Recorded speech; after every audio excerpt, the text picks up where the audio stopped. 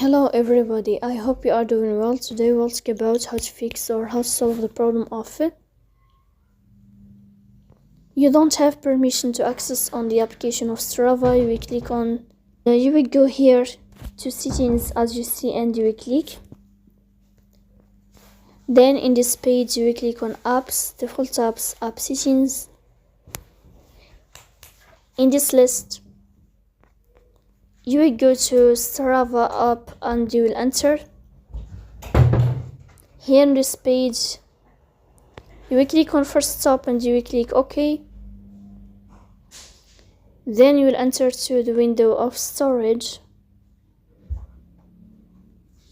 Here you will click on clear cache.